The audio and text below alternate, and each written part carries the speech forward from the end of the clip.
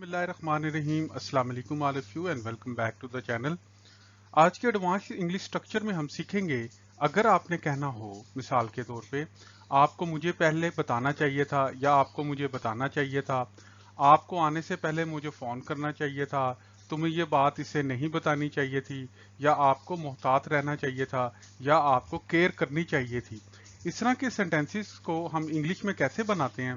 To know about this all things please stay tuned with the video. देखें, जब भी आपने कहना हो ना कि आपको ऐसा करना चाहिए था, तो आप लगाते हैं शुड हैव।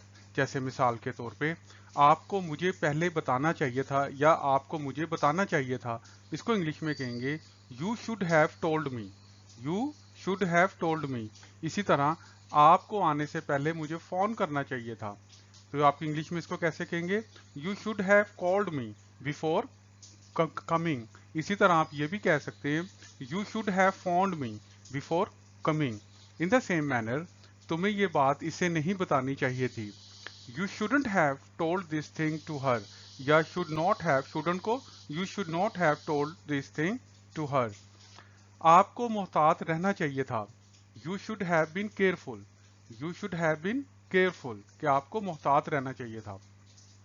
अब देखें, जैसे मिसाल के तौर पे मुझे वहां नहीं जाना चाहिए था। I shouldn't have gone there. तुम्हें इसे फोन नहीं करना चाहिए था। You shouldn't have called her. आपको इसे मधु करना चाहिए था, यानी आपको उसे दावत पे बुलाना चाहिए था। You should have invited her. तुम्हें इससे बात करना बंद कर देना चाहिए था। You should have stop talking to हर।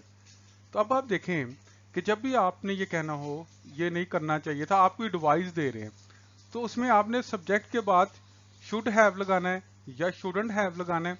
उसके बाद आपने वर्ब की थर्ड फॉर्म लगानी है, जैसे गॉन, कॉल्ड, इनवाइटेड। तो मेरा ख्याल है कि शुड हैव का कॉन्सेप्ट जो है वो आपको क्लियर हो गया है। लेकिन फिर भी कोई अगर आपको इश्यू है तो आप कमेंट्स बॉक्स में आके ही पूछ सकते हैं। तो इंशाल्लाह ताला see you in next video with new topic. Till then take care of yourself. अल्लाह निगहबान।